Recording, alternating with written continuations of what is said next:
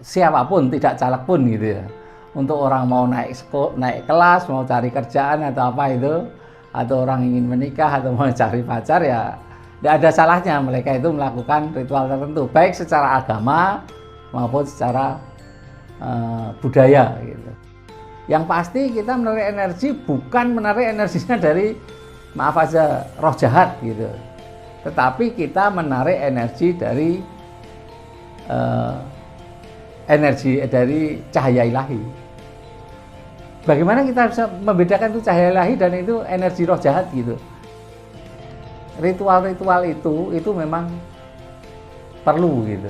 Baik ritual sesuai ajaran agama yang dia yakinin maupun ritual sesuai dengan budaya yang ada.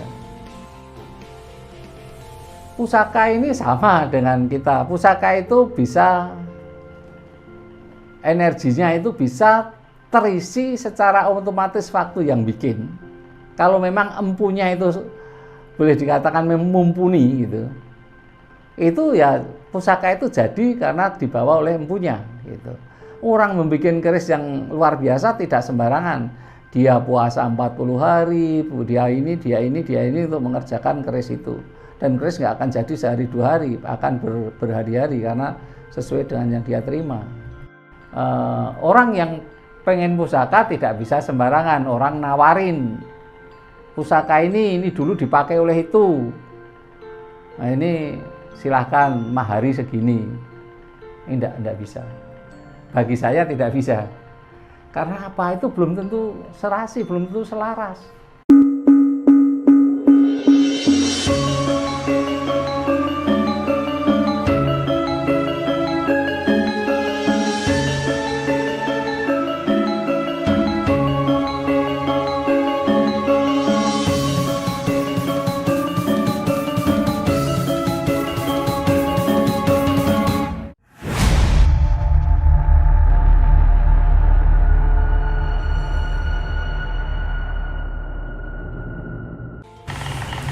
Salam Rahayu Romo Sabdo. Rahayu.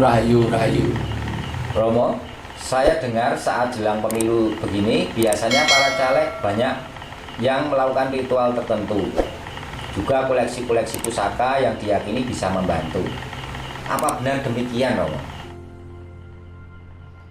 Ya sebetulnya untuk siapapun, tidak caleg pun gitu ya. Untuk orang mau naik kelas, mau cari kerjaan atau apa itu, atau orang ingin menikah atau mau cari pacar, ya tidak ada salahnya mereka itu melakukan ritual tertentu, baik secara agama maupun secara budaya gitu. Jadi kalau pertanyaan ini kelihatannya kan menjurus ke budaya. Jadi ke budaya menjurus ke calon-calon mau pemilu ini. Sehingga memang tidak ada salahnya mereka itu untuk melakukan apa itu ritual atau membawa pusaka yang pertama yang tanyakan. Ritual-ritual tertentu dan koleksi-koleksi. Oh ya, ritual. Tadi sudah saya terangkan tentang soal ritual ya. Ritual itu kan bisa yang bangsanya tadi yang ya di video yang sudah lalu gitu. Itu kan ada orang tentang meditasi pun ada dua arah. Dan meditasi yang satu hanya menyatukan diri kepada Tuhan, meditasi yang kedua adalah menarik energi. Nah, ritual itu adalah menarik energi itu. Jadi kita melakukan ritual, menarik energi. Ya, ritual tergantung keyakinan mereka ya. Yang pasti kita menarik energi bukan menarik energinya dari, maaf aja, roh jahat gitu.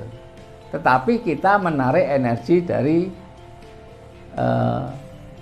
energi dari cahaya ilahi. Bagaimana kita bisa membedakan itu cahaya ilahi dan itu energi roh jahat gitu? Itu bisa tahu. Orang yang hidup sesuai dengan jalur cahaya ilahi itu tidak akan bisa makhluk jahat itu mendekat. Jadi sebagai contoh misalnya, orang yang mendalami energi boleh dikatakan energi positif gitu ya, cahaya ilahi gitu. Gampangannya misalnya yang sederhana Sambala aja. Orang yang mendalami dan menekuni energi ilahi Sambala ini kalau nonton kuda lumping itu tidak akan bisa, bahasa Jawa ini dadi trans gitu, nggak akan. Mau nganti wonge kus judil bakari menyan sak kepala kambing ya ora bakal dadi gitu. Karena di situ ada energi positif yang energi roh yang itu yang tidak begitu bagus gitu, itu tidak akan mendekat. Misalnya seperti itu. Jadi kita menandakan kalau orang-orang memang dari awalnya belajar energi yang positif, energi cahaya ilahi, itu bisa membedakan. Dia menariknya ya menarik energi cahaya ilahi. Energi cahaya ilahi apapun, dan energi itu betul adanya gitu. Jadi itu betul adanya, tidak itu anu saja, itu anu saja, enggak, itu keyakinan. Misalnya nggak usah yang aneh-aneh yang bisa dibuktikan orang aja, misalnya hipnoterapi, hipnotis gitu. Hipnotis itu ya kita cuma dengan omongan kita saja orang ya langsung tidur gitu. Itu apa gitu? Itu energi setan dah. Karena itu cuma omongan kita aja. Karena memang manusia itu ada di bawah sadar yang gampang sekali dipengaruhi oleh hal-hal yang omongan kita. Sehingga kita pun dalam menarik energi itu sama. Kita mempunyai keyakinan, saya ingin apa, energi apa, misalnya energi ilahi, minta energi ilahi tertentu dari cahaya ilahi misalnya untuk keselamatan perkawinan misalnya. Ya yang kita tahu bahwa energi cahaya ilahi yang membawa perkawinan itu siapa misalnya, yang dipercaya orang sini misalnya Dewi Ratih sama Kamajaya misalnya. Ya kita bukan ke situ membayangkannya Dewi Ratih Kamajaya, tapi nggak apa-apa, kita tetap minta kepada Tuhan Yang Maha Esa. Apabila memang Dewi Ratih dan Kamajaya menjadi utusan cahaya ilahinya Yang Maha Kuasa, biarlah mereka memberikan energinya itu kepada orang itu. Itu akan terlaksana ya dengan baik gitu. Tapi tetap kita minta kepada Tuhan. Apabila memang yang kita yakini Dewi Ratih sama Kamajaya itu membawa energi kebaikan untuk orang cinta kasih gitu. Juga energi apa saja bisa ditarik. Energi apa saja. Kalau misalnya kita perjalanan jauh, kalau kita meyakini dan kita belajar ya, perjalanan jauh naik gunung misalnya. Kalau kita merasa capek, kita peluk pohon. Kita yakini, kita tarik, biarlah energi kekuatan pohon yang besar ini masuk ke dalam diri saya sehingga saya lebih segar. Kita segar. Ini di agama Buddha juga ada namanya ilmu apa, tapi caranya dia menarik energi itu mengelilingi dengan nari. Ini suhunya itu apa, biksunya sekarang menetapnya di Korea Selatan. Itu namanya Balika atau apa saya lupa, tapi dengan nari dikelilingi pohonnya itu. Kalau kita enggak usah, peluk aja. Kalau kita memang sudah mempelajari tentang itu, kita peluk, kita niatkan aja untuk energinya kita segar. Jadi, dan energi kenapa menambah kesegaran itu ya kayak selama perjalanan bisa ditunjukkan gitu. Jadi ritual-ritual itu memang perlu gitu. Baik ritual sesuai ajaran agama yang dia yakinin maupun ritual sesuai dengan budaya yang ada. Jadi kalau sesuai ajaran agama misalnya gitu, maaf, dari saudara-saudara kita yang muslim gitu, dia juga yakin ada sholat tahajud, di mana sepertiga malam itu istilahnya ya berhubungan dengan Tuhan itu bisa dengan bagus gitu. Dengan sholat tahajud dia minta diberikan, dikabulkan. Dengan sholat duha, ada ajaran tertentu, saya sudah lupa lah mungkin ya untuk kelancaran dalam usaha atau rezeki, sholat duha. Selain sholat 5 waktu masih ada sholat itu yang memang harus dikerjakan. Kalau memang dia mengikuti ajaran itu ya harus diikutin, 7 itu harus dilakukan gitu. Kita pun juga mempercayai.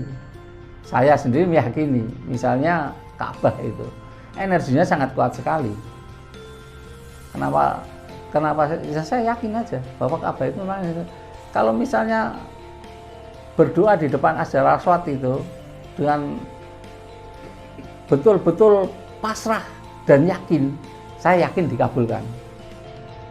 Karena dari spiritual kita meyakini ada jalur khusus energi yang kuat sekali dari Ka'bah itu ke atas. Kita kalau di sini juga meyakinin Candi Borobudur itu energinya sekitar 1/8 daripada Ka'bah. Itu ada energi yang kuat sekali ke atas. Jadi kita kalau ke Borobudur, ya memang ada energi yang kuat sekali itu. Jadi ritual ini adalah perlu gitu untuk dilakukan. Jadi ritual apa saja? Untuk misalnya sedulur papat 5 pancer, memetri misalnya, itu ada yang bikin bubur dan sebagainya. Tetapi waktu ritual awal, misalnya berendam di air gitu, jam 12 sampai jam 3 selama 7 hari, ya dilakukan saja misalnya. Saya meyakini itu juga, kalau bisa 7 hari berendam, misalnya tempuran Kaliopak, Kalioyo gitu di Jogja. 7 hari berendam di situ.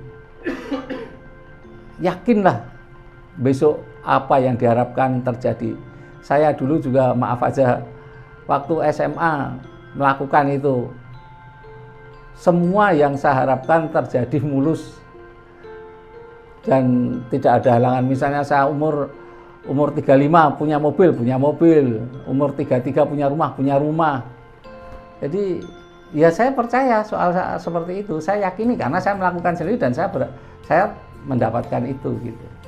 Jadi saya sendiri meyakini itu. Jadi ritual-ritual yang ada selama kita itu menjurus kepada energi ilahi, cahaya ilahi, dan kepada sang ilahi, pasti semua itu akan dikabulkan. Jadi caleg pun nggak ada salahnya ritual sesuai dengan yang ada. Misalnya kalau caleg di Jogja itu perlu jadi Satria Mataram, harus berjalan dari Gedung Jene, Wonocatur, Maguwo, Pelem, Piwulang Dalem, Ngentas dan sebagainya, Sekarsuri sampai Adipolo jadi buah-buah. Adipolo itu buah yang adi, akhirnya itulah namanya Wot Galeh, sampailah ke Wot Galeh. Karena itu adalah ngewoti galih-galih di situlah. Jadi Wot Galeh dalam artian Wot Galeh itu bukan sekedar galihnya wot terbuat dari galeh, bukan, tetapi kita harus melalui ritual-ritual yang ada itu. Kalau mau di Jogja melakukan itu, saya yakin juga akan terpilih. Jadi itu ritual. Kalau yang kedua apa? Pusaka ya. Itu. Orang membuat keris yang luar biasa tidak sembarangan. Dia puasa 40 hari, dia ini untuk mengerjakan keris itu. Dan keris nggak akan jadi sehari 2 hari, akan berhari-hari karena sesuai dengan yang dia terima.